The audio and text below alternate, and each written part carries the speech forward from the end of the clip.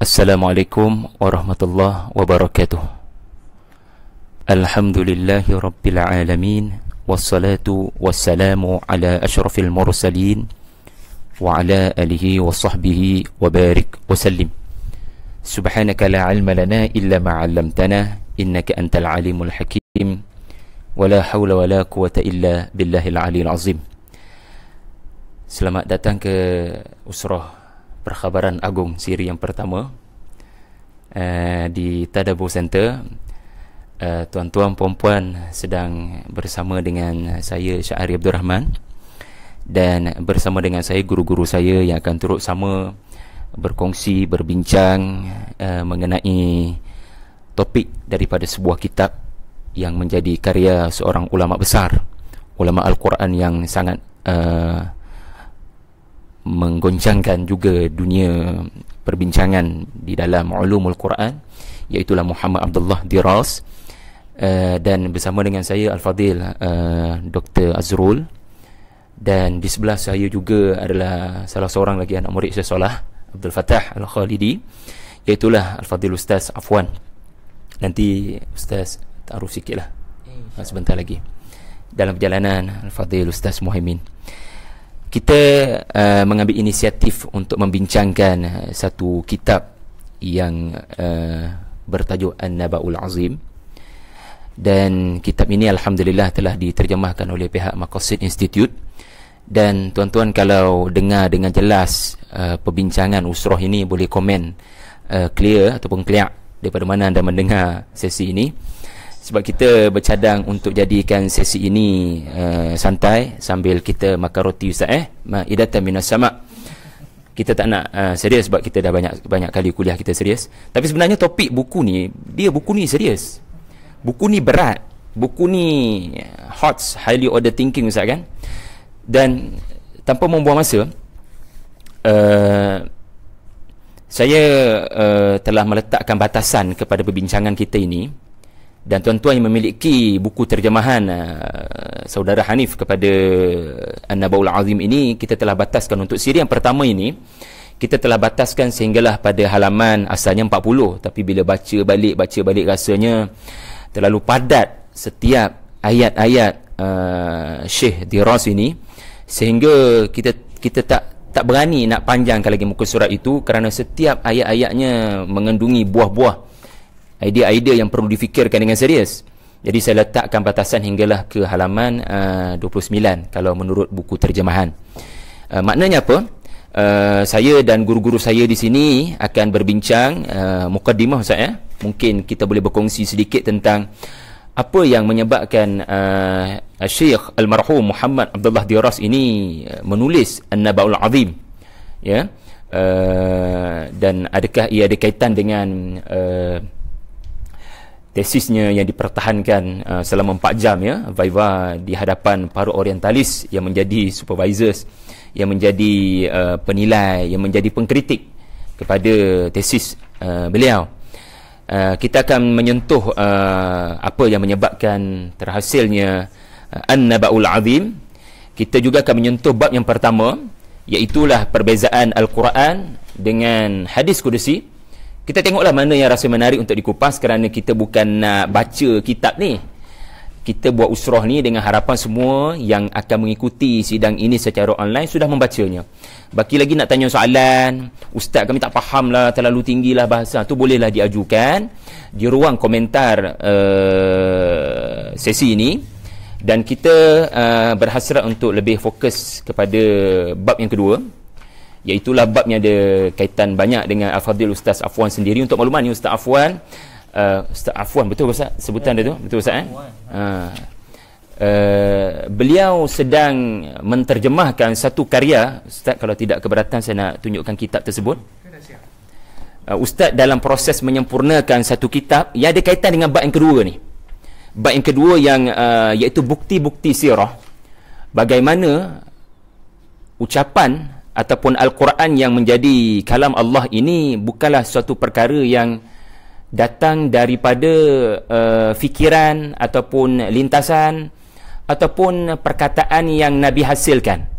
Sirah membuktikan, ya, bagaimana ia adalah benar-benar kalam daripada Allah Azza wa Jalla. So antara kitab yang telah dihasilkan oleh Syekh kepada guru-guru saya ini, iaitulah Dr. Salah Abdul Fattah Al-Khalidi, adalah Itabur Rasul fil Quran, iaitulah teguran-teguran, itab boleh dikatakan begitulah, teguran-teguran Allah, teguran-teguran Rabbani, bahasa kisah, teguran-teguran Rabbani kepada baginda Nabi sallallahu alaihi wasallam dalam perkara-perkara yang tidak diwahyukan. Jadi Al-Fadhil Ustaz Muhaimin pun sudah ada bersama dengan kita. So bab yang kedua juga antara fokus kita, kerana bab yang kedua ini banyak memfokuskan kepada sisi kehidupan sirah Nabi sallallahu alaihi wasallam sebagai bukti bahawasanya Al-Quran tidak direka oleh Nabi sallallahu alaihi wasallam. Jadi mungkin setiap rakan-rakan kita bergile-gile lah sambil menikmati roti sandwich ni. Kita bergile-gile bagi poin mungkin dalam 10 minit, 5 minit seorang, dengan harapan 6.30 kita boleh selesai lah mudah-mudahan. So setiap sahabat-sahabat bebas, tidak dibataskan mana-mana muka surat, just kongsi, hurai, atau sekiranya ada kritikan boleh kritik, nakat kalaunya ada. Tapi siapalah saya untuk mengkritik tulisan-tulisan hebat daripada Syekh Muhammad Diras ini. Jadi daripada saya terlebih dahulu, antara perkara yang saya terpaku dan tercengang dengan apa yang dilontarkan oleh Syekh Muhammad Abdullah Diras ini adalah ketika beliau menyebut, kalau dalam halaman terjemahan itu adalah pada halaman yang ke-11 ya, iaitu bab yang kedua. Ya, yang bab yang kedua ni di mana beliau merumuskan mengapa Al-Quran mengambil masa 23 tahun. Sedangkan Al-Quran kalau dalam keadaan kita sekarang, mushaf itu adalah 600 muka surat, boleh diselesaikan bacaan 30 juzuk dalam masa 1 bulan. Tapi bila saya hitung kira, 23 tahun ni maknanya bukan 30 hari. 23 tahun ni maknanya 8,395 hari. Soalan yang muncul adalah, mengapa begitu lama masa yang diperlukan? Mengapa 23 tahun? Sedangkan kafir Quraisy terkadang mencabar Rasulullah sallallahu alaihi wasallam kerana mana ayat Quran tak turun-turun ni? Ciptakan sahajalah. Ya, kalau kita tengok surah Al-A'raf ayat 203, surah Yunus ayat 15 yang disebut oleh Syekh Diras ini, kafir mendesak Nabi, cipta je lah ayat Quran mana-mana. Kerana kenapa nak tunggu lama proses ayat seterusnya turun, surah seterusnya turun? Kerana Al-Quran dalam bahasa Arab yang kamu bacakan Muhammad sallallahu alaihi wasallam dalam bahasa Arab. So ciptakan sahaja dalam bahasa Arab. Tetapi sebenarnya 23 tahun adalah bukti Nabi tidak boleh untuk mencipta wahyu. Kerana kalau Nabi sallallahu alaihi wasallam boleh untuk mencipta lafaz Al-Quran dari dirinya sendiri, maka ia tidak perlu mengambil masa yang terlalu lama. Maka 23 tahun adalah bukti Nabi kena tunggu waktu yang Allah telah putuskan untuk diturunkan surah tertentu ataupun ayat tertentu. Nabi tidak boleh mereka dari benak hatinya sendiri. Maka sebab itu saya tertarik kepada apa yang disebut oleh Syekh Diras. 23 tahun ini ada 4 perkara dilakukan Nabi, yang semua keempat-empat perkara ini ada kaitan dengan Al-Quran. Yang pertama sekali, kalau tuan-tuan ada halaman 11 itu, dalam bab yang kedua, kalau saya boleh bacakan yang dalam bahasa Arab, 4 perkara tersebut adalah, yang pertama sekali, mempelajari dan menghafaz. Nabi SAW apabila diturunkan sesuatu surah, Nabi tidak terus bergegas untuk menyampaikan kepada para sahabat. Nabi, kita akan diberitahu dalam surah Al-Qiyamah, Nabi terkumak kamit bibirnya untuk memastikan dia benar-benar mendengar dengan teliti dan mengingati apa yang dibacakan Jibril alaihi salam. Al-wa'yu wal-hifzu. Nabi akan mempelajari dan menghafaz. Nabi mendengar dengan teliti. Itu pun mengambil masa. Ya, Nabi melakukan perkara yang pertama. Perkara yang kedua adalah Nabi memberitahu dan menyampaikan al-hikayah wa tabligh. Nabi akan sampaikan kepada para sahabat. Nabi akan menerangkan kepada para sahabat apakah ayat ataupun surah yang telah diturunkan. Dan itu sahaja mengambil masa, kerana Nabi kadang tidak mampu bertemu dengan kesemua para sahabat dalam masa yang sama. Maka perkara yang ketiga adalah al-bayan wa tafsir.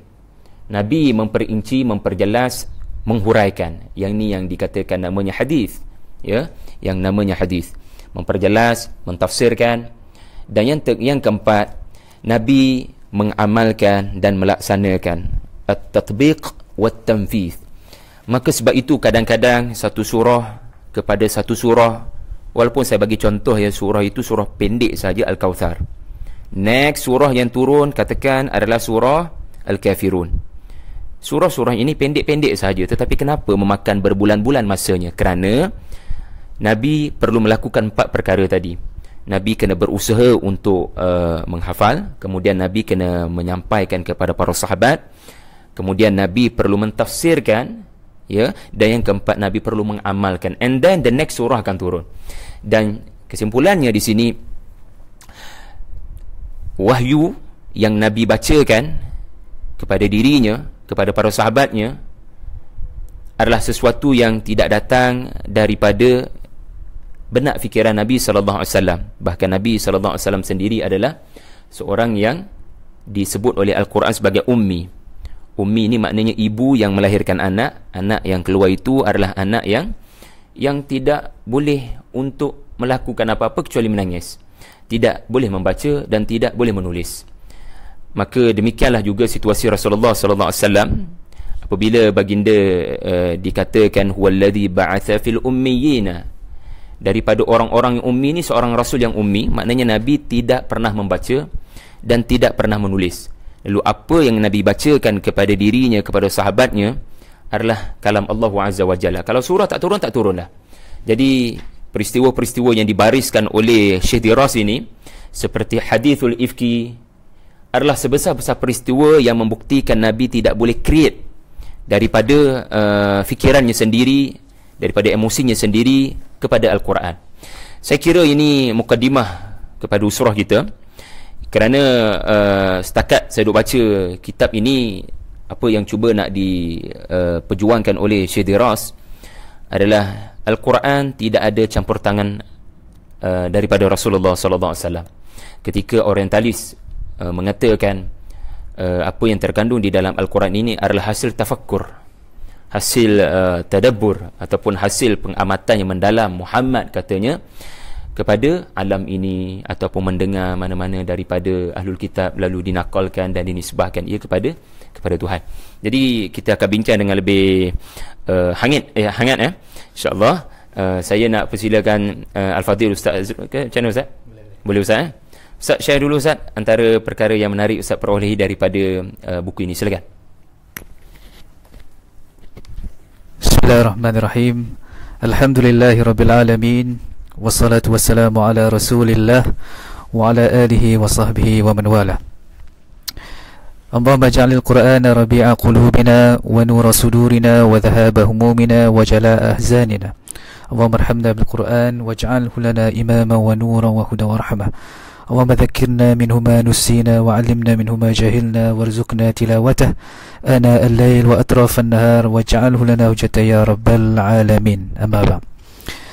Terima kasih Ustaz Syahri Abdul Rahman, sahabat-sahabat ahli usrah kita pada hari ini. Walaupun dalam kamera kita kelihatan 4 orang saja, sebenarnya kita ada 5 orang. Seorang bertugas sebagai kameraman, tapi pada masa yang sama mendengar perbincangan kita pada hari ini. Jadi tuan-tuan dan puan-puan yang dirahmati oleh Allah Ta'ala sekalian, alhamdulillah, tuan-tuan bersama dengan kami dalam perbincangan sebuah kitab yang saya rasakan sudut pandang melihat Al-Quran sebagai bukan sekadar mukjizat, ia juga merupakan panduan kehidupan bagi manusia yang berada di atas muka bumi. Jadi apabila membelik bab demi bab pada perbincangan dalam kitab An-Naba'ul Azim, walaupun di sini penterjemah menggunakan ataupun meletakkan nama Muhammad Abdullah Diras, saya tidak pasti namanya yang sebenar lah. Cuma saya pernah mendengar daripada guru saya Dr. Salah Abdul Fattah Al-Khalidi dan juga Dr. Hatim At-Tamimi menyebutkan Muhammad Abdullah Dras.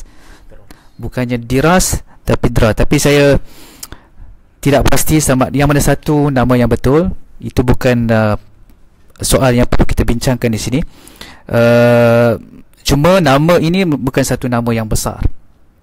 Beliau pernah berada bersama dengan beliau juga merupakan guru kepada seorang syekh yang selalu kita rujuk buku-bukunya, Dr. Fadl Hasan Abbas. Jadi kita dapat melihat segi bagaimana nur cahaya Al-Quran yang menyinari Syekh Fadl Hasan Abbas ni, walaupun dalam keadaan buta, tetapi dapat menerangkan Al-Quran seolah-olah dia celik. Itu baru anak murid dia. Apatah lagi kita melihat yang membicarakan kitab An-Naba'ul Azim ini adalah guru kepada Syekh Fadl Hasan Abbas. Jadi saya tertarik dengan bab pertama, sebab bab yang kedua tadi Ustaz Syahri telah menerangkan secara poin-poin penting yang boleh kita ambil daripada kitab ini.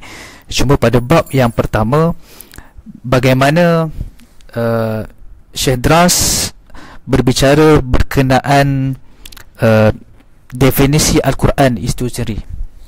Sebab Al-Quran dilihat dari dua perkataan yang selalu kita sebut. Yang pertamanya adalah Al-Quran, yang keduanya adalah Al-Kitab. Jadi Al-Quran adalah berasal dari qara'a, membaca, manakala Al-Kitab daripada kataba, iaitu menulis. Oleh yang demikian, bila mana kita menyebutkan Al-Quran, tuntutan utama sebagai seorang Islam adalah kita perlu membacanya. Cuma dalam konteks pembacaan ini, suka untuk saya membawakan beberapa pendapat para ulama membahagikan manusia ini ataupun orang Islam secara khususnya kepada beberapa kategori lah, atau yang perincinya iaitu dua kategori. Yang pertama adalah golongan yang membaca Al-Quran hanya sekadar untuk mengambil berkat. Sama ada dia membaca Al-Quran ataupun memasang ayat-ayat Quran di rumah. Jadi kalau kita tanya kenapa membaca Al-Quran, kenapa memasang ayat-ayat suci Al-Quran di rumah? Oh, sebab saya nak ambil berkat daripada ayat-ayat suci Allah Subhanahu Wa Taala. Ini yang pertama. Yang keduanya, ada orang yang membaca Al-Quran berhenti sekejap untuk meneliti setiap makna-makna yang dibaca. Jadi para ulama mengkategorikan kepada dua golongan ini, di mana mungkin di permulaan kita nak mengambil berkat dengan bacaan dan juga ayat-ayat yang kita dengar. Jadi kita faham bahawa Al-Quran ini, walaupun kita tidak faham, tapi kita dapat merasai ketenangan apabila kita membacanya ataupun kita mendengarnya. Itu yang dinamakan sebagai keberkatan.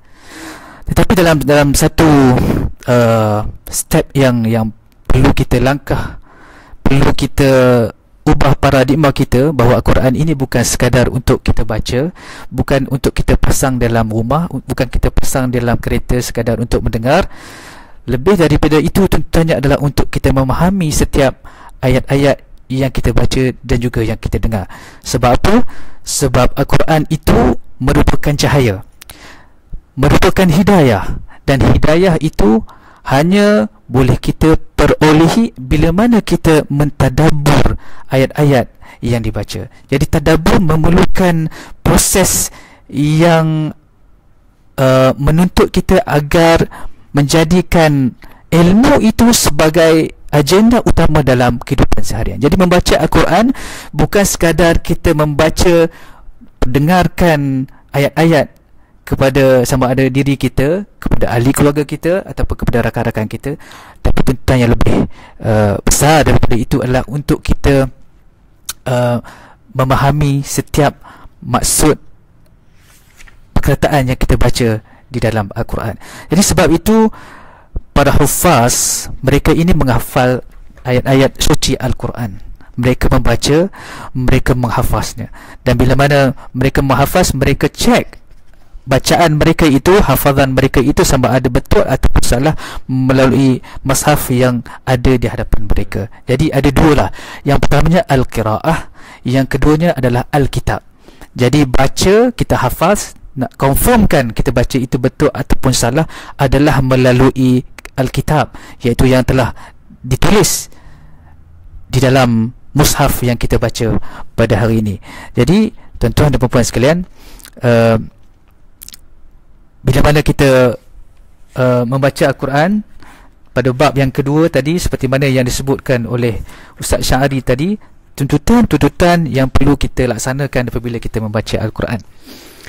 Saya kira kalau kita membaca kitab-kitab Dr. Salah Abdul Fattah Al-Khalidi juga, beliau menyebutkan perkara yang sama, di mana Nabi SAW memulakan dengan belajar dan juga menghafaz, kemudian memberitahu dan juga menyampaikan, kemudian menjelas dan menafsirkan, dan yang terakhir adalah mengamal dan melaksanakannya dalam kehidupan seharian. Jadi kalau kita boleh melihat di sini bahawa Nabi SAW merupakan contoh yang terbaik untuk kita mempraktikkan tadabbur dalam kehidupan seharian. Nabi SAW tidak sekadar membaca, dia juga mengajarkan kepada orang lain. Selain daripada mengajar, perkara yang paling utama untuk dilakukan oleh seorang Muslim adalah untuk mengamalkan dan melaksanakannya di dalam kehidupan seharian. Jadi perihal ataupun perbuatan Nabi ini boleh kita jadikan sebagai amalan. Contohnya kita sebagai ayah. Jadi ayah di rumah, kan, kita suruh anak-anak kita baca Al-Quran, kan, mungkin kita terangkan kepada anak-anak dan juga isteri kandungan Al-Quran tersebut. Perkara yang perlu kita tunjukkan kepada ahli keluarga kita adalah kita mengamalkan setiap makna yang kita jelaskan kepada ahli keluarga kita, supaya apabila mereka melihat, oh, ayah menerangkan begini dan begini, dan kemudian dia melaksanakan dalam kehidupan seharian, jadi menjadikan diri kita sebagai ikutan kepada isteri dan juga anak-anak kita. Begitu juga dengan isteri, apabila membacakan ayat Al-Quran, menerangkan ayat-ayat Quran kepada anak-anak, jadi amalkan apa yang dibaca, mesej yang dipelajari daripada Al-Quran tersebut, dan kemudian menunjukkannya kepada anak-anak. Jadi saya rasa perbincangan berkaitan dengan buku ini merupakan satu perkara yang sangat penting bagi melihat bagaimana Nabi SAW bukanlah terreka kepada ayat-ayat yang sampai kepadanya. Terdapat tuduhan-tuduhan yang mengatakan Nabi SAW adalah penyair. Ada juga yang mengatakan Nabi ini adalah gila. Ada juga yang mengatakan Nabi ini adalah ahli sihir. Jadi apabila masyarakat pada ketika itu tidak mampu untuk melawan hujah-hujah yang disampaikan oleh Nabi SAW, mereka menuduh Nabi dengan gelaran-gelaran ataupun tuduhan-tuduhan yang saya sebutkan tadi. Walaupun begitu, peristiwa-peristiwa yang berlaku kepada Nabi SAW membuktikan bahawa Nabi bukanlah orang yang mengarang ataupun menulis sendiri ayat-ayat suci Al-Quran, bahkan ia datang daripada wahyu Allah Subhanahu Wa Taala. Seperti yang disebutkan oleh Ustaz Syahri tadi berkenaan dengan hadis Al-If, perkara yang berlaku kepada Aisyah radhiyallahu anha. Perkara ini merupakan satu perkara yang sangat ataupun cabaran yang sangat besar berlaku kepada Nabi SAW. Satu ujian kepada Nabi SAW apabila isteri sendiri dituduh melakukan perkara yang terkutuk dan juga yang terkeji. Dan pada ketika itu, kalau kita melihat sekiranya Nabi SAW merupakan orang yang menulis sendiri ayat-ayat suci Al-Quran, maka dengan mudahnya beliau dapat menuturkan ayat-ayat untuk menjawab tuduhan-tuduhan orang ramai kepada isteri baginda dan juga kepada baginda itu sendiri. Namun begitu, Rasulullah menunggu selama hampir sebulan untuk menunggu wahyu daripada Allah Subhanahu Wa Taala. Dan ketika mana dia bertemu dengan Aisyah, dalam keadaan dia pun tak tahu sama ada kisah ataupun tuduhan-tuduhan yang disampaikan, yang dituduh kepada Aisyah itu sama ada betul ataupun salah. Maka dia berkata kepada Aisyah, saya baca terjemahannya, wahai Aisyah, adapun apa yang telah aku dengar begini dan begini, sekiranya benar kamu tidak melakukannya, Allah pasti akan membebaskanmu. Namun sekiranya kamu berasa perit dengan dosa yang telah terlanjur, maka mintalah keampunan kepadanya. Jadi di sini Nabi SAW pun tidak pasti sama ada apa yang berlaku kepada Aisyah itu betul ataupun salah. Jadi baginda Nabi sallallahu alaihi wasallam menunggu selama sebulan untuk mendapat petunjuk daripada Allah Subhanahu wa taala. Kemudian turunlah satu ayat yang menerangkan kesucian Aisyah radhiyallahu anha daripada peristiwa ataupun daripada tuduhan yang tidak berasal. Jadi saya rasa sekadar ini saja pembukaan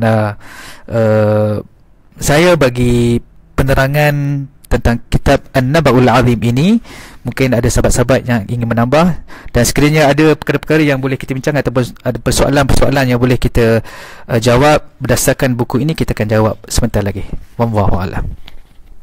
Terima kasih Al-Fadhil Ustaz Azrul yang menutup perkongsiannya tadi dengan peristiwa hadithul ifki. Dan kalau tuan-tuan mempunyai An-Naba'ul Azim terjemahan ini halaman 17, di mana Syekh Almarhum Dras beliau menutup kisah hadithul ifki ini dengan ayat Quran yang menjadi ancaman kepada Nabi Muhammad sallallahu alaihi wasallam daripada melakukan sebarang rekaan walaupun satu perkataan, walaupun satu huruf, di mana firman Allah Subhanahu wa taala dalam surah Al-Haqqah. Sebab buku kita ni yang diterjemahkan ni tidak memasukkan ayat Quran, mungkin kerana sebab-sebab tertentu. Walau taqawwala alaina ba'd al-aqawil la akhadna minhu bil yamin thumma laqata'na minhu al-watin fama minkum min ahadin anhu hajizin. Yang bermaksud, lihat ya tuan-tuan, ancaman sekiranya Nabi mereka sesuatu lafaz dan disandarkan kepada Allah sebagai Al-Quran. Makna ayat ini, terjemahannya, dan kalaulah Muhammad yang menyampaikan Al-Quran itu mengatakan atas nama kami secara dusta sebarang perkataan, sudah tentu kami akan sentap dengan kekuasaan kami. Kemudian sudah tentu kami akan putuskan tali jantungnya, lalu dia mati serta-merta. Maka tidak ada seorang pun di antara kamu yang dapat menghalang tindakan kami daripada menimpanya. Berat, gerun, ancaman daripada langit sekiranya Nabi mereka walau satu kalimah atau satu ayat untuk defend isteri baginda. Sekiranya tidak ada wahyu, maka tidak ada wahyu. Jadi terima kasih pada Fadil Ustaz Azrul. Ustaz Muhaimin, kongsikan pula perspektif Al-Fadil Ustaz.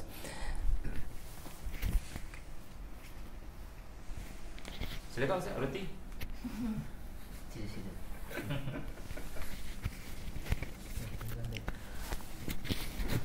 A'udzubillahi minasyaitonirrajim. Bismillahirrahmanirrahim. Assalamualaikum warahmatullahi taala wabarakatuh. Asatidillah yang dikasihi Al-Fadhil Ustaz Azrul, Ustaz Syarif dan juga Ustaz Afwan, Cik Mansur. Kali pertama jumpa, sekalipun selalu kenal di FB. Baik, Al-Quran, pada bahagian yang kita bincangkan ini, Syekh Abdullah Diras nak menafikan bahawa Al-Quran itu bukan kalam daripada Muhammad. Kan? Itu point kita panggil sebagai main point dalam perbincangan yang kita tahdidkan inilah. Bahkan dalam Al-Quran sendiri kita akan dapati ada ayat-ayat yang Allah cabar golongan kafir Quraisy untuk membuktikan bahawa Al-Quran ini adalah daripada Muhammad. Ada ayat yang Allah sebut qul fa'tu bi 'ashri suwarin min mislih. Ada ayat yang Allah sebut fa'tu bi suratin min mislih. Bahkan kalau kita tengok surah-surah yang berkaitan dengan Al-Ahraf, Al-Muqatta'ah, Alif Lam Mim, Yasin dan sebagainya, semua surah ini selepas ayat Ahraf Muqatta'ah akan kembali kepada Al-Quran. Kan? Alif Lam Mim dzalikal kitabu la raiba fih. Contoh. Yasin wal Quran al Hakim. Contoh kan? Jadi tafsiran bagi Al-Ahraf Al-Muqatta'ah ini adalah dengan huruf-huruf yang kamu guna, huruf-huruf hijaiyah yang kamu guna ni, kalau betul itu adalah kalam manusia, datangkan yang sama dengan Quran. Itu tafsiran sebahagian daripada ulama. Kan? Jadi ini juga adalah bukti bahawa Al-Quran, sebelum kita masuk kepada perbahasan kitab, adalah Al-Quran itu bukannya kalam yang daripada makhluk yang dibuktikan dalam Quran sendiri. Baik. Kemudian kalau kita masuk dalam kitab, saya suka untuk ulas daripada bab pertama ni. Sebab bab pertama membincangkan berkenaan dengan definisi Al-Quran dan perbezaannya dengan hadis kursi serta hadis nabawi. Kita tengok Al-Quran seperti yang kita faham, Al-Quran adalah kalam Allah yang diturunkan kepada Nabi Muhammad melalui perantaraan Jibril, yang menjadi mukjizat, dan membacanya adalah ibadah, kan. Itu definisi yang selalu kita dengar dan selalu kita faham. Jadi yang pertama sekali, Al-Quran kalam Allah itu membahagikan kalam Allah dengan makhluk. Maksudnya kalam makhluk bukanlah Al-Quran. Satu, yang pertama.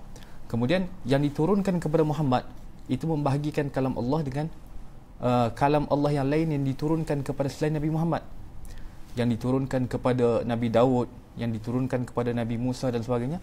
Itu bukan Al-Quran. Kemudian membacanya adalah ibadah. Itu juga membahagikan Al-Quran dengan hadis Qudsi. Sebab hadis Qudsi juga asalnya daripada Allah, diturunkan kepada Nabi Muhammad. Kemudian membacanya bukan suatu ibadah. Itu perbezaan Al-Quran dengan hadis Qudsi. Kemudian tuan-tuan, hadis kursi lafaz daripada Allah, makna daripada Allah. Okay. Makna daripada Allah. Kita akan bincang lebih detail. Sebab apa? Perbezaan antara hadis kursi dengan hadis nabawi, selalunya kalau kita tengok dalam perbahasan ulama hadis, ahlul hadis, mereka hanya akan sebut hadis nabawi adalah lafaz dan makna daripada Nabi. Itu yang umum. Hadis kursi. Hadis nabawi. Hadis kursi lafaz daripada Nabi dan makna daripada Allah. Itu adalah satu teori yang selalu kita dengar dan selalu kita belajar di kuliah dan juga di universiti. Menariknya Dr. Syekh Abdullah Diras dalam buku ni, dia mendatangkan hujah yang lebih kukuh. Dia sebut hadis nabawi itu adalah istimbat ataupun kefahaman Nabi daripada kalam Allah. Jadi bila istimbat, macam mana Nabi faham daripada kalam Allah, dan itu adalah kefahaman beliau, kefahaman baginda Nabi, itu adalah makna beliau, makna baginda Nabi dan juga lafaz baginda Nabi, itu adalah hadis nabawi. Tafsiran kepada Quran. Tafsiran mentafsirkan Al-Quran. Tafsiran daripada Al-Quran ataupun tafsiran daripada kalam Allah yang tidak yang bukan Al-Quran. Okey, itu makna hadis nabawi. Manakala hadis qudsi adalah kalam Allah, kemudian makna lafaznya dituturkan oleh Nabi. Seperti kita sebut Allah berfirman, turun ke langit dunia. Contoh, kita kata Allah berfirman, Maha suci Allah, Tuhan sekalian alhamdulillahirabbil alamin, Tuhan sekalian alam, kan. Itu adalah kita sebut Allah berfirman. Itu konsepnya. Macam tu juga hadis qudsi. Maksudnya itu adalah maknanya daripada Allah, kemudian makna itu dinukilkan oleh Nabi dengan lafaz baginda Nabi sallallahu alaihi wasallam. Okey, yang menariknya tuan-tuan, saya tengok kepada buku At-Tamhid fi Ulumil Hadis oleh Dr. Hammam Abdul Rahim As-Sa'id. Buku ini At-Tamhid fi Ulumil Hadis oleh Dr. Hammam Abdul Rahim As-Sa'id. Buku ini Dr. Hammam Abdul Rahim As-Sa'id adalah ulama hadis yang terkemuka di Jordan, dan beliau adalah pakar ilal dalam hadis. Ada karangan-karangan beliau yang lain, terutama sekali adalah Syarah Ilal Tirmizi beliau, karangan yang cukup bernilai. Dan dalam buku ni saya terkejut bila beliau mentarjihkan pandangan Abdullah Diras dan beliau nakalkan sendiri. Ini adalah pandangan Abdullah Diras. Sepatutnya dalam bab hadis, perbezaan antara hadis qudsi dengan hadis nabawi, sepatutnya orang Quran kena rujuk orang hadis, kan.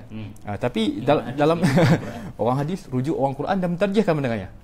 Jadi itu secara tidak langsung adalah satu pengiktirafan daripada Dr. Hammam Sa'id yang terkemuka dalam hadis, kemudian mentarjihkan pandangan Dr.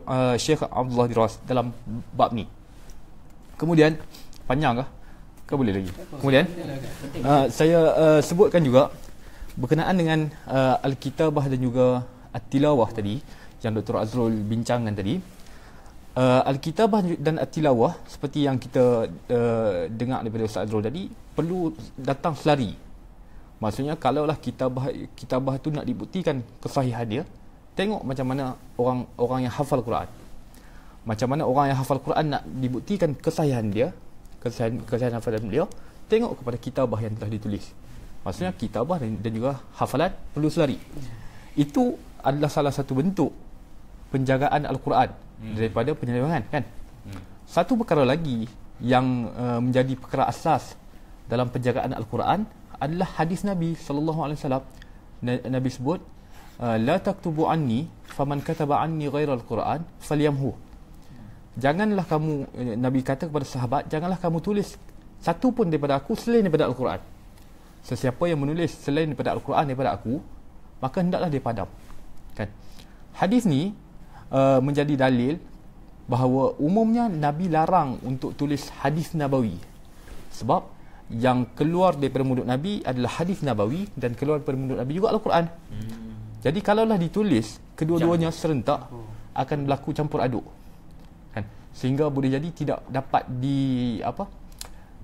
dibezakan, dipisahkan mana satu Al-Quran, mana satu hadis Nabawi. Ini juga bila Nabi larang melakukan perkara ni, ini juga adalah mukjizat Al-Quran yang praktikal. Sekalipun Allah kata inna nahnu nazzalna dzikr wa inna lahu lahafizun, secara praktikalnya adalah hadis Nabi ni. Bagaimana Quran itu dijaga oleh Allah, praktikalnya adalah larangan Nabi menulis hadis dan suruhan Nabi untuk menulis Al-Quran. Itu. Jadi kalaulah berlaku penulisan Al-Quran dan juga hadis, boleh jadi orang tak dapat bezakan mana satu hadis dan juga mana satu Al-Quran, bercampur.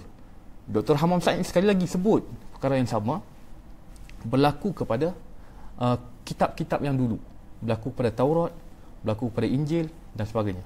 Sebab apa? Sebab bila nas kalam Allah, Taurat, Injil bercampur aduk dengan tafsiran rohib.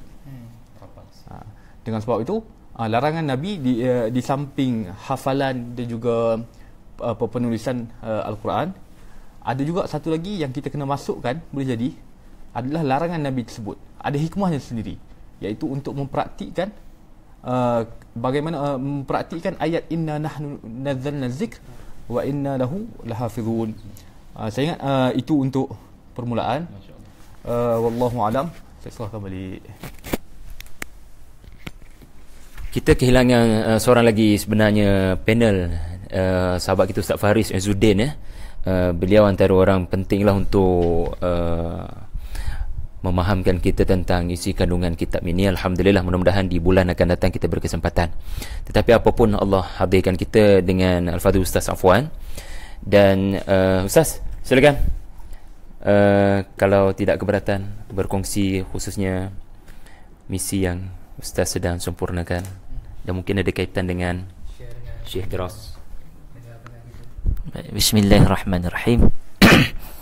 Alhamdulillah wassalatu wassalam ala Rasulillah wa ba'du. Alhamdulillah, datang atas jemputan last minute. Bukan jemputan last minute macam mana, dalam keadaan niat di hati ingin belajar sebenarnya dengan tuan-tuan guru di hadapan. Baik, tuan-tuan yang dirahmati Allah Subhanahu wa taala sekalian, apabila melihat kepada poin-poin yang saya sebenarnya tak sempat nak baca kitab ni, cumanya baru sempat baca tadi, yang mana di antara poin Syekh Muhammad Abdullah Diras ialah menolak syubhat-syubhat yang didatangkan bahawa ia adalah kalam daripada Nabi sallallahu alaihi wasallam sendiri. Dan jika kita melihat kepada karya agung Allah Subhanahu wa taala ini, Al-Quran, datang kepada Nabi sallallahu alaihi wasallam, semua kita tahu, satu dunia kita tahu, yang pertama turun pada Nabi, wahyu yang pertama 5 ayat yang pertama. Kemudian khilaf di kalangan ulama, wahyu yang kedua bila turun. Maka itu pun wahyu yang kedua turun pun khilaf. Ada ulama yang menyatakan surah Al-Muzammil ayat 1 dan ayat 2. Ada di kalangan para ulama yang menyatakan surah Al-Mudaththir. Maka kalau merujuk kepada Syekh Salah Al-Khalidi, beliau lebih memilih kepada Al-Muzammil. Tapi kalau saya melihat satu lagi tafsir yang contemporary, Ma'arij Tafakkur fi Daqaiq Tadabbur, Syekh Abdul Rahman Hasan Habanaka Al-Maidani, beliau meletakkan dalam kitab dia tersebut yang kedua ialah Al-Mudaththir. Apapun, saya lebih mengambil pendekatan melihat kepada hujjah dan dalil menunjukkan kepada Al-Muzammil nampak lebih kukuh. Maka kalau kita melihat kepada ayat tersebut, apabila Nabi dalam keadaan terkejut, first time dengar Al-Quran, Ini salah satu hujah juga. Nabi takut bukan sekadar kerana melihat malaikah buat pertama kali, tetapi Nabi takut sebab Nabi tidak pernah mendengar akan perkataan yang Nabi tidak sangka-sangka itu adalah Al-Quran. Dan Al-Quran ini first time Nabi dengar adalah di Gua Hira. Yang menyebabkan first time Nabi dengar tu, Nabi terkesima dan Nabi terfikir ini bukan manusia dan ini bukan kalam manusia. Ini adalah kalam yang begitu luar biasa. Dan itu menyebabkan Nabi jadi takut.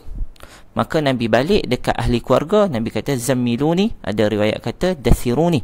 Maka itu menyebabkan salah satu hujah yang boleh kita menyatakan bahawa menunjukkan ini bukan ketakutan yang menimpa Nabi, bukan ketakutan yang dibuat-buat. Malah ketakutan adalah ketakutan yang betul-betul Nabi SAW takut. Kemudian turun wahyu yang kedua. Ya ayyuhal muzammil qumil laila illa qalila. Bahkan para ulama membincangkan ayat yang kedua ni. Kalau Dr. Azrul mungkin lebih mengetahui di sudut balaghah ataupun di sudut lughah, di sudut bahasa Quran itu sendiri, apabila turun al-muzammil, turunnya di atas wazan mufa'il. Sepatutnya kata pakar bahasa Arab sepatutnya turun dalam al-mutazammil, mutafa'il. Bila al-muzammil, maksud dia situ, kalau kita tengok asalnya sepatutnya turun al-muzammil, tetapi al-mutazammil, tetapi turun al-muzammil. Maksud dia situ buang huruf ta dan ditambah huruf zai. So itu adalah di luar kaedah dalam bahasa Arab. Dan kaedah tersebut adalah di luar daripada ilmu Nabi SAW. Maka al-muzammil, penambahan huruf zai, kalau kita mengaji sifat huruf, dia adalah harfus safir. Harfus safir ada 3 huruf, di antaranya zai. Zai memberikan satu kesan yang sangat mendalam kepada hati apabila kita membaca ayat tu. Al-muzammil, kita tidak sebut al-muzammil, tetapi double al-muzammil, menunjukkan menandakan satu penegasan kepada huruf tersebut. Dan menambah huruf tersebut, itu yang kata sentuhan Allah Subhanahu Wa Taala kepada hati-hati manusia. Bukan sekadar sentuh bahasa, tetapi bunyian tersebut. Dan ayat Quran tu turun pada Nabi sallallahu alaihi wasallam ketika mana Nabi sedang berselimut pada malam hari. Al-Muzammil. Dalam keadaan kalau kita baca surah Al-Muzammil tersebut, kita santai kan, nak kena buka balik lah. Okey, apabila kita melihat kembali ayat tu, 2 ayat yang pertama turun pada Nabi SAW. Kemudian kalau kita tengok ayat tu sebut apa? Ayat yang ke-6, inna nashi'atal laili hiya ashaddu wat'an wa aqwa muqila. Sesungguhnya orang yang membangunkan malam, bangun sembahyang malam, tahajud, hiya ashaddu wat'a. Ashaddu wat'a bermakna asyaddul muwafaqah. Maksud dia waktu tu kita lagi membekas ke dalam hati kita apabila kita mendengar perkataan tersebut. Bahkan muzammil tersebut apabila kita baca pada malam hari, dibayangkan Nabi sallallahu alaihi wasallam terima pada waktu tersebut adalah sangat menggerunkan. Wa aqwa muqila, adalah lebih tepat apabila kita sebut pada waktu malam. Satu. Yang kedua, apabila turun pada Nabi sallallahu alaihi wasallam sebagai seorang manusia, Nabi sebagai manusia, Nabi rasa takut. Apabila Nabi rasa takut, Allah Subhanahu Wa Taala pujuk Nabi sallallahu alaihi wasallam. Allah Taala memberikan motivasi kepada Nabi. Motivasi itu Nabi rasa apa? Nabi rasa seronok, Nabi selepas pada Nabi rasa sedikit down sebab takut sangat, tak pernah dengar kalam yang sebegitu rupa hebatnya Al-Quran ni. Turun pada Nabi SAW, suruh bangun sembahyang malam, kuatkan diri Nabi. Kemudian Nabi disuruh oleh Allah Subhanahu Wa Taala untuk wadhkur isma rabbika wa tabattal ilaihi tabtila. Kemudian kalau kita tengok ayat yang seterusnya, Allahumma salli ala sayyidina Muhammad. Saya silap bagi poin. Minta maaf tuan-tuan. Poin yang kedua ialah Allah Subhanahu Taala suruh Nabi Dan saya rasa poin yang saya paling suka apabila kita baca ayat ni, dan kita masih, walaupun saya tarik keluar sikit, tapi perbincangan kita masih di dalam tajuk, saya rasa lah betul Ustaz, no? Allah Subhanahu Taala arahkan kepada Nabi, dan ini adalah arahan kepada Nabi yang paling lama Nabi kena patuhi, iaitu Nabi disuruh oleh Allah Subhanahu Taala untuk bersabar. Sabar adalah suruhan. Kita nak suruh orang sabar mudah, tapi Allah Ta'ala suruh Nabi SAW sabar. Apa Allah kata? Wasbir ala ma yaqulun. Tadi Ustaz cerita tentang dia orang kata kat Nabi, tuhmah Nabi macam-macam, sahir, sebagainya. Allah kata wasbir ala ma yaqulun. Kamu semua wahai Muhammad, bersabarlah ke atas apa yang mereka kata kepada kamu. Wahjurhum hajran jamila. Yang ni yang paling best. Allah kata apa? Wahjurhum hajran jamila. Tinggalkan mereka, jangan lawan provokasi, tinggalkan, balas dengan cara yang terbaik. Maksudnya jangan balas langsung, tinggalkan, itu adalah lebih baik. Dan arahan Allah kepada Nabi ni adalah arahan yang sungguh panjang. Arahan ni valid sampai bila? Sampailah Allah Ta'ala turunkan arahan kepada Nabi, membolehkan Nabi dengan pengikut Nabi SAW berperang, iaitu perang Badar. Maksud dia, daripada awal turun, kalau kita iktibarkan daripada tahun yang pertama ataupun dua kenabian Nabi SAW sampai tahun kedua hijrah berlakunya perang Badar. Maksud dia Nabi tahan 13 ataupun 14 tahun. Mana mungkin seorang manusia boleh tahan sampai sebegitu rupa sekali, kesabaran untuk apa yang mereka buat. Allah Ta'ala kata jangan lawan. Dan kalau kita tengok sirah Nabi SAW, tidak ada perlawanan langsung dalam tempoh kita ditekan sehinggalah kita ke Madinah. Dan itu di antara poin yang paling penting nak sebut, kata Nabi sangat patuh, dan apa yang turun pada Nabi bukan Nabi rancang, tetapi dirancang oleh Allah Subhanahu Wa Ta'ala. Yang tu di antara poin yang saya dapat lah. Wallahu ta'ala alam. Terima kasih Al-Fadhil Ustaz. Afwan, satu perkara saya belajar tadi, kita duk ingat Nabi takut sampai berselimut atau diselimutkan kerana merasakan ada makhluk yang tidak pernah ditengok, seperti seseorang melihat makhluk yang tidak pernah dilihat.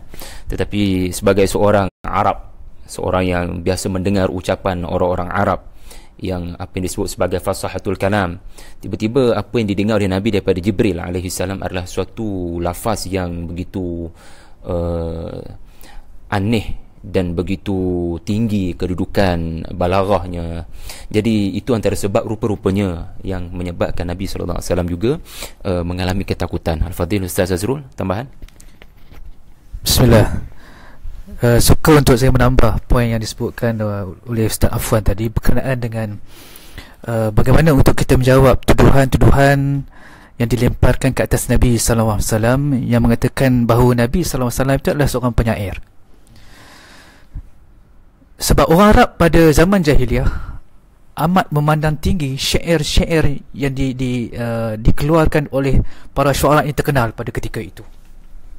Jadi apabila melihat ketinggian bahasa, mereka akan refer kepada para syuara ini, menyebutkan satu persatu bait-bait syair yang mereka hafal. Cuma saya nak bagi satu contoh yang waqi', yang selalu kita baca pada ayat Alhamdulillahi Rabbil Alamin. Tengok pada perkataan Al-Alamin. Kalau kita refer kepada syair-syair jahili, tidak ada satu pun perkataan yang menyebutkan perkataan Al-Alamin.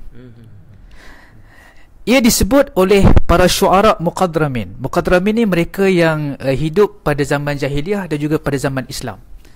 Selepas Islam baru disebutkan perkataan Al-Alamin. Jadi kalau kita nak kata ataupun tuduhan yang mengatakan bahawa Nabi SAW merupakan seorang penyair, padahal pada ketika zaman jahiliah tidak disebutkan langsung perkataan Al-Alamin di dalam mana-mana bait syair, mana mungkin seorang yang dikatakan sebagai ummi untuk melafazkan satu kalam yang menyebutkan perkataan Al-Alamin, dan ini membuktikan itu bukan merupakan kalam daripada Nabi, tapi ia datang daripada Allah Subhanahu Wa Taala. Jadi perlu jelas, ini adalah perkara-perkara yang perlu kita titik beratkan dari sudut bagaimana kita nak mempertahankan satu Al-Quran, yang keduanya kita nak mempertahankan Nabi SAW.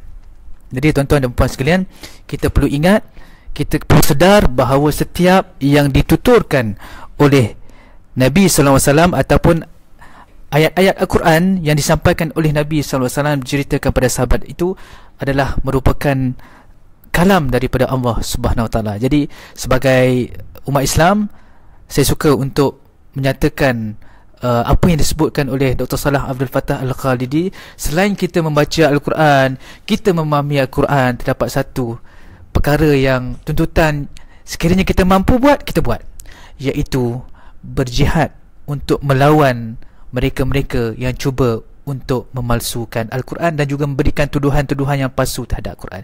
Jadi sebagai tanggungjawab kita sebagai seorang penuntut ilmu, seorang yang selalu menjadikan Al-Quran atau membaca Al-Quran pada setiap hari, sekiranya kita ada kemampuan, ambil masa untuk menjawab tomahan-tomahan dan juga tuduhan-tuduhan yang hari ini kita baca banyak di internet, yang menceritakan bahawa Al-Quran ini bukanlah kalam Allah, dia merupakan kalam daripada Nabi SAW yang direka oleh Nabi SAW. Jadi sebagai manusia yang mengakui bahawa Allah itu sebagai Tuhan kita dan juga Nabi SAW itu adalah Nabi kita, dan Al-Quran itu sebagai perlembagaan dan juga petunjuk hidayah kita, maka seharusnya, sepatutnya sebagai seorang yang sudah mampu untuk mempertahankan Al-Quran, ambil ruang dan juga peluang mempertahankan Al-Quran dengan sekadar yang kita mampu. Wallahualam. Terima kasih Al-Fadhil Ustaz Azrul.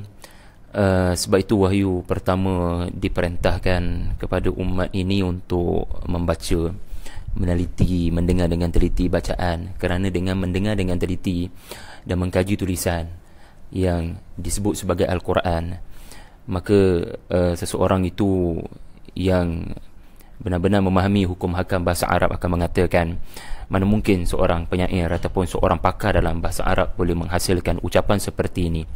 Iqra' maknanya dia memerlukan kepada proses ketelitian, kerana kita hidup di zaman Allah Subhanahu Wa Taala tidak lagi menjadikan mayat yang mati hidup berkata-kata, atau bayi berkata-kata, atau unta keluar daripada batu, ataupun penyakit sopak dan buta sejak daripada lahir boleh dirawat dengan sekali usapan ataupun bulan terbelah.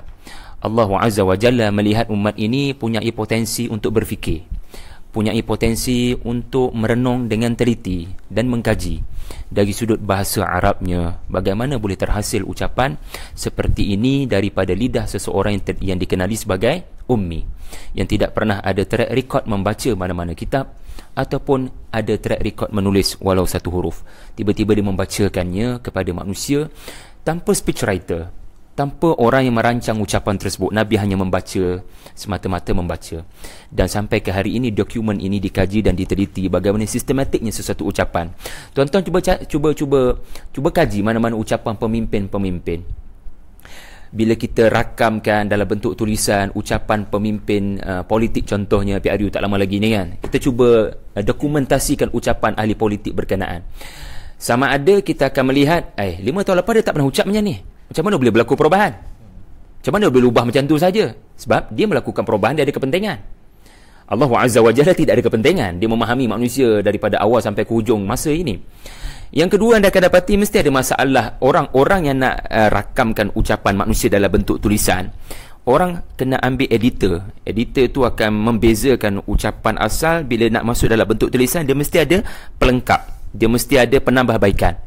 Tetapi apa yang keluar di mulut Nabi bila dibentuk dalam bentuk tulisan, tidak ada sebarang perubahan antara apa yang dibaca dengan apa yang ditulis.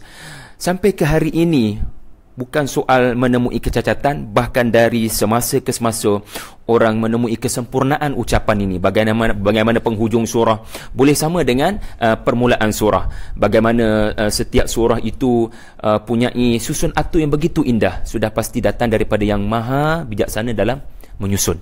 Jadi Al-Fadhil Ustaz Muhaimin ada soalan daripada pendengar, macam kat Radio Ikim lah ada soalan daripada Facebook, daripada penonton kita tadi, iaitu mengenai penulis kitab ini sendiri. Jadi Ustaz bantu sikit, sebab kita tak ada Ustaz Faris, jadi kita ada Ustaz Muhaimin. Jadi boleh Ustaz bantu sikit, siapakah hamba Allah Ta'ala ini?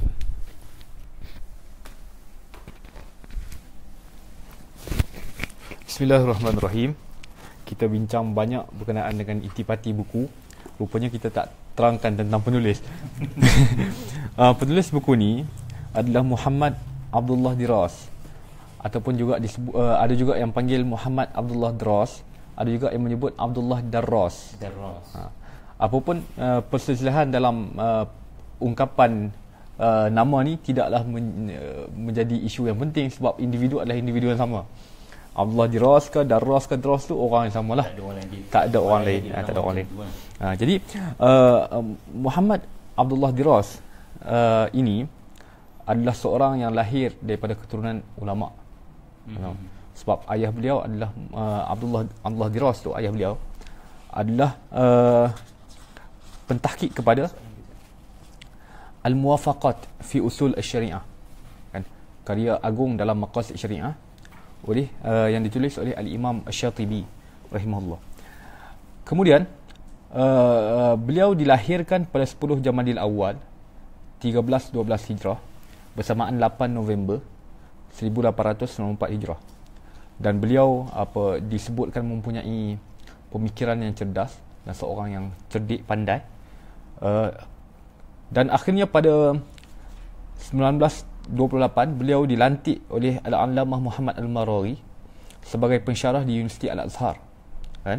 Kemudian ini saya baca ringkas daripada biografi yang telah pun ditulis oleh penterjemah kita dalam buku ni. Dan akhirnya beliau diminta untuk menyambung pengajian di Universiti Sorbonne di bawah biayaan Raja Fuad I. Dan di sana beliau mendapat ijazah kedoktoran dan menulis tesis yang berkaitan dengan akhlak dalam Al-Quran. Dan tujuan, kalau kita tengok penulisan Abdullah Diras ni adalah penulisan yang kita panggil penulisan yang bernyawa lah, kan. Orang sebut penulisan banyak tapi ilmu dalam penulisan tak banyak. Jadi Abdullah Diras ni adalah menukilkan ilmu dalam penulisan. Sebab contoh-contoh yang beliau bawa adalah tidak menggunakan contoh yang diulang dalam kitab-kitab yang lain. Itu adalah antara bukti suatu kitab itu ataupun satu penulisan itu bagus ataupun tidak. Beliau dapat menukilkan contoh yang lain daripada kitab-kitab yang lain. Dan itu yang dilakukan oleh Abdullah Diras. Kehidupan beliau banyak menjawab orientalis, seperti mana kita kenal dengan Syekh Mustafa Al-Anzami, kan, yang baru meninggal pada bulan 12 lepas. Tapi Mustafa Al-Anzami dalam bidang hadis, Abdullah Diras Muhammad Abdullah Diras adalah dalam bidang Al-Quran. Dua-dua ni adalah jago Islam, tokoh Islam dalam menentang pemikiran orientalis. Dan beliau disebut oleh Abu Zahra seorang yang sangat rapat dengan Al-Quran, sehingga dikatakan beliau baca 6 juzuk sehari dalam Al-Quran. Beliau, kalau tak salah saya, meninggal di India. Beliau meninggal di India. Saya pun tak sempat baca habis lagi. Beliau meninggal di India sewaktu dia macam kita panggil seminar yang mengumpulkan Al-Quran ni. Sehingga Abu Zahra menyebut, bila kami ni semua bergerak untuk tidur, beliau Pakistan, Lahore di Pakistan, beliau meninggal di Pakistan. Apabila Abu Zahra sebut, apabila kami ni semua dah habis daripada pembentangan masing-masing dan kami bergerak ke tempat tidur, tapi Muhammad Abdullah Diras ni bergerak kepada Al-Quran dan juga solat. Itu pribadi Abdullah Diras. Dia seperti yang disebutkan juga, dia menghabiskan 6 juzuk sehari. Dan kalau tengok tahun kehidupan beliau adalah seorang yang muasir dengan Syed Qutb. Dan kalau kita tengok juga dalam ni disebut beliau rapat dengan Malik bin Nabi. Semua ni adalah pemikir-pemikir Islam yang semasa, yang apa kita panggil, yang moden. Dan juga Ahmad Syakir, betul. Dan juga beliau juga melahirkan ramai tokoh-tokoh dalam dunia tafsir. Antaranya adalah Dr. Fadl Hasan Abbas sendiri, juga Al-Muhammad Al-Ghazali, juga Al-Qardawi. Semua ni adalah murid-murid beliau. Jadi itu adalah kita panggil sebagai pembentangan tentang kepribadian beliau secara ringkas. Semoga kita dapat ambil istifadah dan mencontohi apa yang beliau lakukan. dan kita meneruskan perjuangan beliau dalam melakukan pembaharuan dalam memahami Al-Quran dan juga menjawab tuduhan-tuduhan orientalis terhadap Al-Quran. Seperti yang berlaku pada zaman sekarang ni, banyak kan orang bagi keraguan-keraguan dalam Al-Quran. Tugas kita sebagai orang Islam secara umum dan juga pelajar syariah secara khusus adalah untuk menjawab supaya memahamkan orang dengan kefahaman yang sahih dan tepat. Wallahu subhanahu wa ta'ala alam. Assalamualaikum. Kasih Ustaz Muhaimin. Kita berada di penghujung usrah Nurani mana? Usrah apa kita? Usrah Perkhabaran Agung.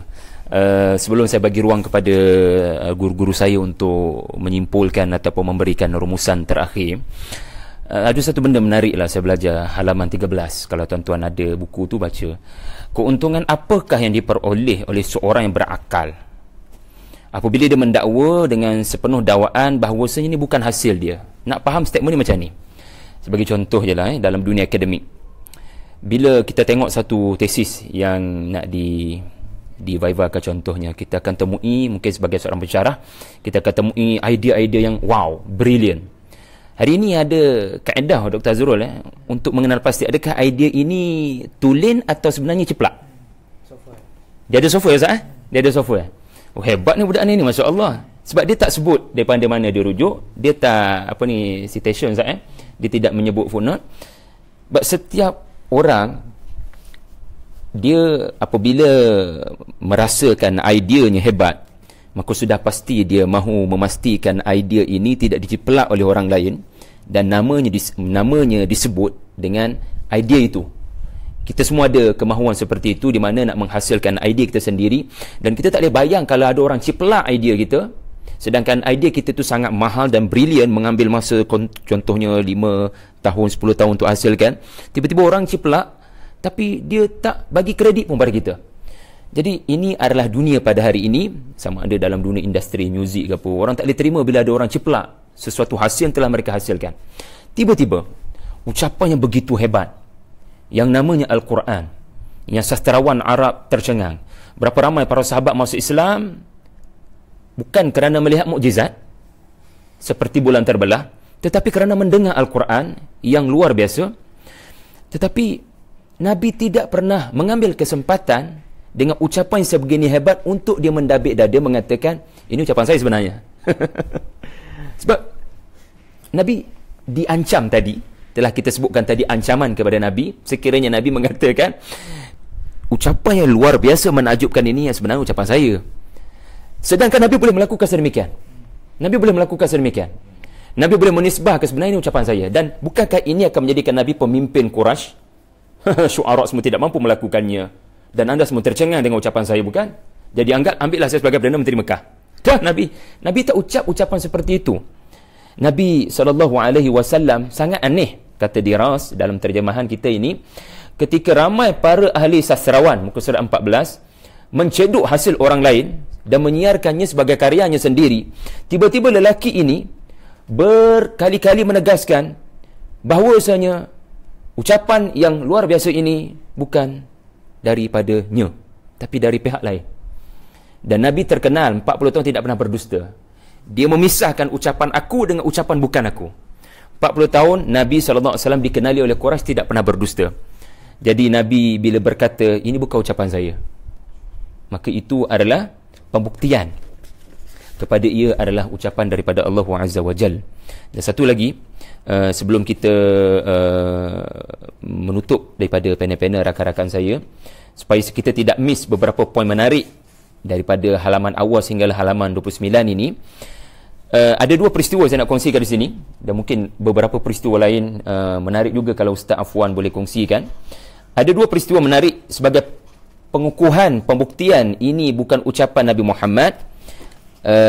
Adalah pertama sekali peristiwa salat kepada Abdullah bin Ubay. Yang kedua adalah peristiwa yang membabitkan surah Al-Baqarah. Okey, kalau tuan-tuan ada buku, tuan-tuan boleh bacalah muka surat 21 sampai 23. Mari saya terangkan. Ketika surah Al-Baqarah turun, antara ayat-ayatnya turun adalah ayat 80. Ayat 80 ni menjadi dasar kepada keputusan Nabi untuk solatkan jenazah ketua munafik. Apakah ayat tersebut? Semua sedia maklum. Bismillahirrahmanirrahim. Astaghfir lahum aw la tastaghfir lahum in tastaghfir lahum 70 marrah. So perkataan aw menunjukkan pilihan untuk Nabi.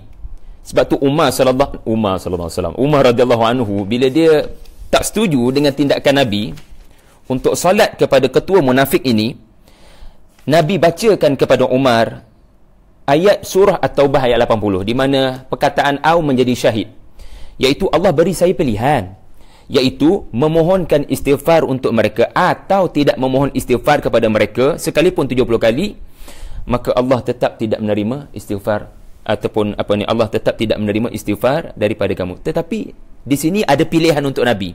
Lalu Nabi memilih untuk solatkan jenazah Abdullah bin Ubay dan beristighfar kepadanya. Ketika Nabi nak solat ini, ayat 84 belum turun lagi. Ayat 84 belum turun lagi.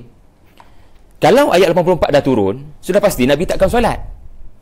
Lalu ketika Nabi nak solat, turun ayat 84 pula dah. Jadi ini menunjukkan bukan Nabi reka wahyu ini. Kalau Nabi reka, sudah pasti dia tak solat daripada awal. Sebab dia sudah boleh jangka apa ucapannya selepas ini, apa pendiriannya selepas ini. Tiba-tiba ayat 84 baru turun, di mana ayat itu mengatakan, jangan engkau solatkan seorang pun yang mati dari kalangan orang munafik selama-lamanya. Bahkan jangan engkau berada di tepi kuburnya. Lalu Nabi meninggalkan solat tersebut. Hatta satu surah sekalipun ia tidak turun sekaligus, tuan-tuan, sebagai pembuktian bahawasanya ia bukan satu perkara yang direka oleh Nabi. Satu lagi yang terakhir, kalau kita baca surah Al-Baqarah, di penghujung surah Al-Baqarah, di mana Allah berfirman, semua biasa dengar ayat ini, iaitulah wa in tubdu ma fi anfusikum aw tukhfuhu yuhasibukum bihillah. Iaitulah, jika kamu lahirkan apa dalam hati kamu atau kamu tak lahirkan sekalipun apa dalam hati kamu, Allah menghitung. Jadi para sahabat, bila ayat ni, ayat 284 ni mereka dengar, mereka jadi terganggu. Mereka kata, Allah, yang kami faham, apa yang kami cakap, Allah hitung. Tapi sekarang ayat ini pun memberitahu apa dalam hati pun Allah hitung. Bagaimana ya Rasulullah? Ketika ditanya soalan ini, surah Al-Baqarah ayat 286 belum turun. Lalu Nabi kata begini sahaja. Nabi kata, adakah kalian ingin berkata sesuatu seperti yang telah disebut oleh Ahlul Kitab, iaitulah sami'na wa asayna? Lalu katakanlah kepada, apabila turun ayat ini, kamu sepatutnya berkata apa dia?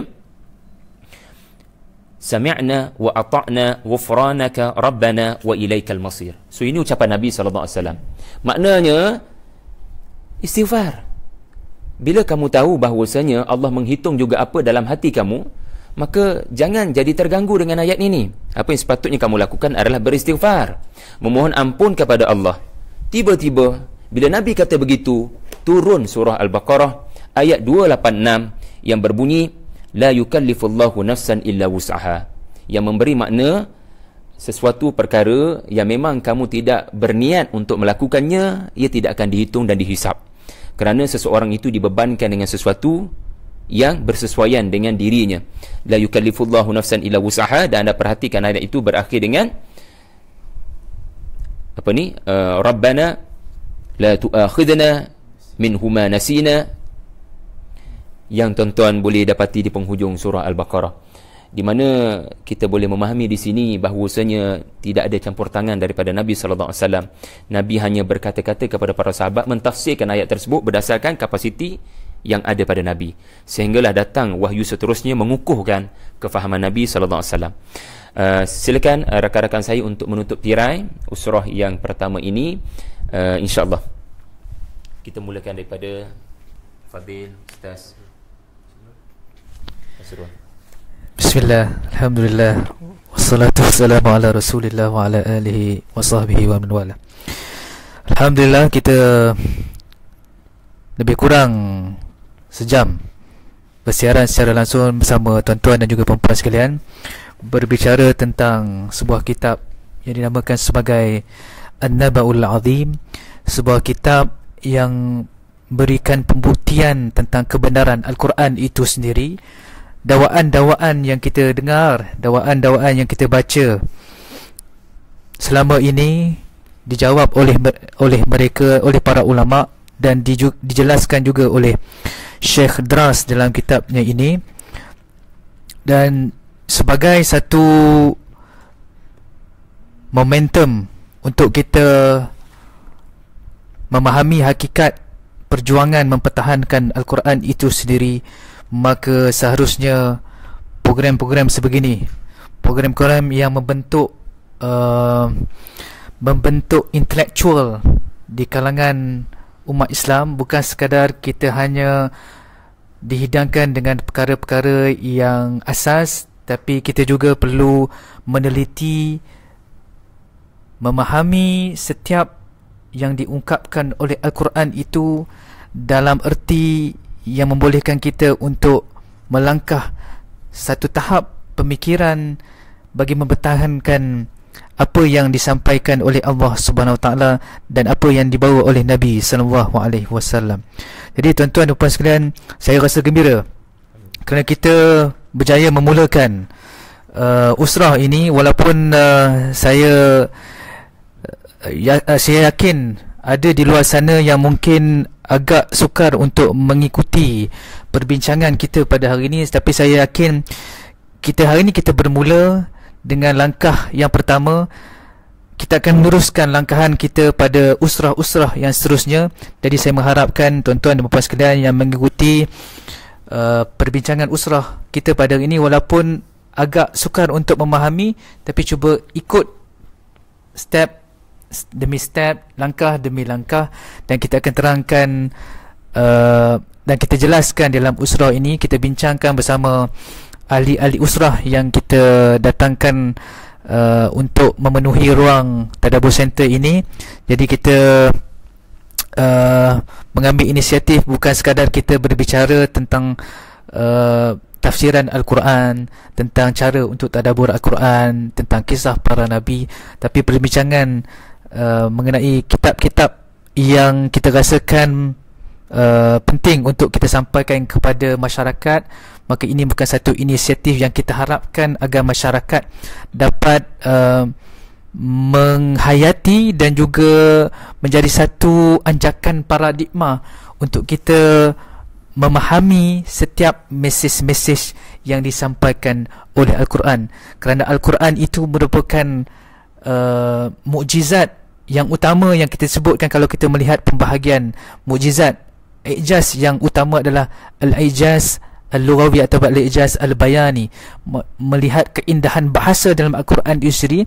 Jadi keindahan bahasa bukan sekadar bahasa untuk kita bincangkan, tapi ia lebih daripada itu. Bila mana kita memahami bahasa, justru kita akan dapat memahami apa yang cuba disampaikan oleh Allah Subhanahu Wa Taala. Jadi saya melihat di dalam komen daripada penonton-penonton ni, ada yang berbicara ataupun bertanya berkenaan dengan bagaimana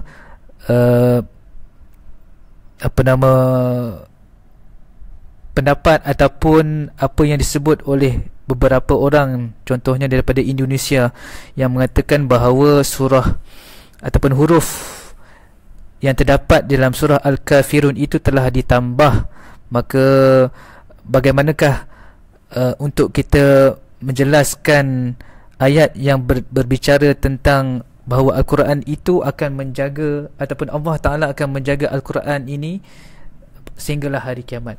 Jadi saya rasa untuk kita bincangkan pada hari ini agak mengambil masa yang panjang. Soalan yang sangat bagus oleh seorang yang sangat kritis apabila menanyakan soalan, sehingga suaminya sendiri pun tidak tahu untuk menjawab soalan-soalan yang dilemparkan. Tapi saya suka dengan soalan-soalan sebegini. Sebab apa? Sebab ini memberikan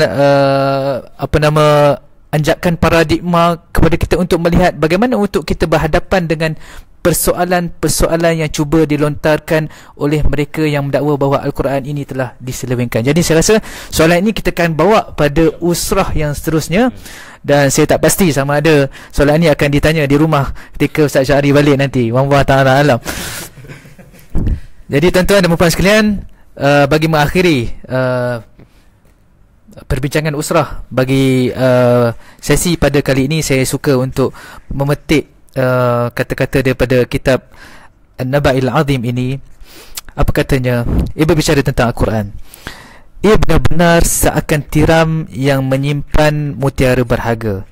Padanya terpancar kekuasaan Tuhan yang menetapkan agar rahsia-rahsia agung itu tersembunyi di sebalik layar yang tidak putus-putus, memantulkan keindahan juga mendatangkan keasyikan. Jadi tuan-tuan dan puan-puan sekalian, membaca Al-Quran bukan mendatangkan keasyikan untuk kita terus membaca, tapi sebaliknya dia akan memberikan kita satu kepuasan bila mana kita membaca Al-Quran, menghayati maknanya dan kita mendapati sesuatu daripada apa yang kita fahami berdasarkan bacaan ayat yang selalu kita dengar, selalu kita lihat di kaca televisyen ataupun kita dengar di radio-radio, ayat-ayat yang berbicara tentang Allah Subhanahu Wa Taala. Wallahu ta'ala. Kita sambung pada sesi usrah pada sesi akan datang, insya-Allah sebulan lagi ya Ustaz. Insya-Allah kita kata buat sebulan sekali. Wallahu ta'ala alam. Assalamualaikum warahmatullahi wabarakatuh. Silakan Ustaz Muhammad buat kesimpulan. Bismillahirrahmanirrahim. Sebagai kesimpulan daripada perbincangan yang kita bincangkan, yang pertama sekali adalah kita perlu anjakan semula kepada Al-Quran. Daripada orang yang tidak pernah membaca Quran, kita kena membaca Quran. Daripada orang yang tidak pernah mengenali Al-Quran, kena mula untuk kenal Al-Quran. Daripada mereka yang tidak pernah melihat tafsir Al-Quran, kena mula melihat tafsir Al-Quran. Dan yang pertama sekali adalah dengan hasrat ataupun keinginan untuk membaca Al-Quran. Kita tengok Al-Quran apabila diturunkan kepada Nabi SAW, Allah sebut la tuharrik bihi lisanaka lita'jala bih inna alaina jam'ahu wa qur'anah. Nabi SAW pada permulaan baginda agak tergesa-gesa untuk mengingati ayat Al-Quran. Maka Allah sebut jangan kamu gerakkan lidah kamu, sesungguhnya kamilah yang akan menghimpunkan Al-Quran ke dalam hati kamu, kan. Dan Al-Quran juga seperti yang kita makruf dibaca oleh Nabi dengan Jibril alaihissalam. Jadi daripada sini dapat kita fahami bahawa Al-Quran bukan semata-mata boleh dibaca secara bersendirian, tetapi kaedah yang lebih tepat adalah membaca dengan berguru. Membaca dengan berguru, syafahatan, maksudnya membaca berguru supaya kita dapat bentuk makhraj yang sahih dan juga sebutan yang betul. Jadi perkara pertama yang boleh kita simpulkan daripada perbincangan ini adalah keinginan kita untuk membaca Al-Quran. Sebelum kita pergi kepada mentafsir Al-Quran dan juga tadabbur Al-Quran dan lain-lain, adalah mula untuk membaca Al-Quran dulu. Kemudian juga kita ada karya ulama yang banyak dalam bahasa Arab, bahasa Inggeris dan juga bahasa Melayu tentang Al-Quran dan juga ilmu-ilmu yang lain. Bahkan dalam bahasa Arab juga ada yang diterjemahkan, macam An-Naba'ul Azim ini. Hanya kita ni nak baca ataupun tidak saja. Kalau kita memilih untuk tidak, maka kita berada dalam keraguan dan sebagainya lah. Tetapi kalau kita memilih untuk baca, insya-Allah kita akan dapat ilmu dan juga kita akan dapat jawapan-jawapan yang sering meragukan fikiran kita. Dengan sebab itu kita kena, sudahlah kita ni nak menyumbang kepada penulisan ulama itu susah, kan. Ini orang yang lain yang tolong sumbangkan, kita pula jadi malas nak baca. Itu satu sikap yang satu sikap yang tidak patut kita lakukan. Baca Al-Quran dan juga baca karya-karya ulama dan juga penulis-penulis untuk memahami Al-Quran dan juga ilmu-ilmu yang lain. Wallahu alam. Itu saja daripada saya. Assalamualaikum warahmatullahi wabarakatuh. Assalamualaikum warahmatullahi wabarakatuh. Fadil Ustaz, afwan. Macam forum pula Ustaz. Tadi kita santai. Itulah, ana skema sikit. Baik, alhamdulillah, first time dan banyak manfaat yang kita dapat pada hari ini, insya-Allah. Semoga karya agung, pengkhabaran agung ni dapat kita sendiri membacanya, itu yang terbaik, dan kita sendiri melihat apakah yang terkandung di dalamnya. Dan suka saya untuk melihat kepada penulis, walaupun tulisan adalah nama tulisan An-Naba'ul Azim, dan memang tulisannya sangat luar biasa. Dan kalau kita tengok kehidupan beliau telah menempuh beberapa fasa kehidupan, di antaranya di Mesir, kemudian di Perancis, kemudian kembali ke Mesir, yang mana jika kita melihat kepada bagaimana seseorang itu hidup, pastinya ia akan memberikan kesan kepada bagaimana cara beliau memikir, dan pemikiran tersebut pastinya beliau lepaskan di dalam penulisan beliau. Maka apa yang saya lihat ialah apa yang beliau cuba menggabungkan adalah dari sudut naqli dan akli yang diselarikan dan menghasilkan karya yang sungguh agung. Walaupun saya sempat baca mukadimahnya, tapi subhanallah, kita dapat merasakan akan kehangatan karya An-Naba'ul Azim. Wallahu ta'ala alam. Semoga kita dapat mengambil manfaat. Jadi untuk makluman tuan-tuan, puan-puan yang terus menonton ya, apa yang kita lakukan ini adalah siri pertama kepada kitab yang sama, iaitulah kitab An-Naba'ul Azim. Bulan depan, dan saya menjangkakan 8 bulan daripada sekarang, kita akan buat 8 siri untuk mengupas buku kitab yang telah diterjemahkan sampai 300 muka surat atau naskah asalnya dalam bahasa Arab hampir lebih kurang 200 muka surat. Jadi mustahil dalam tempoh 90 minit perlawanan bola sepak ini untuk kita selesaikan pandangan-pandangan kita kepada kitab ini. Jadi ini adalah siri pertama, hanya menyentuh sekadar 30 muka surat yang pertama. InsyaAllah saya akan umumkan nanti muka surat apa pula akan menjadi fokus siri yang kedua, dan untuk akan datang kita akan meluaskan lagi bulatan kegembiraan ini. Kita akan luaskan lagi penyertaan. Mungkin akan ada tuan-tuan sendiri kalau benar-benar berminat untuk menyertai boleh maklumkan nanti insya-Allah, dan juga makanan yang kita akan tambah lagi lah insya-Allah. Jadi jumpa lagi pada masa akan datang. Terima kasih kerana terus setia dengan TV dengan Tadabbur Center. Wabillahi taufiq wal hidayah. Assalamualaikum warahmatullahi wabarakatuh. Sila.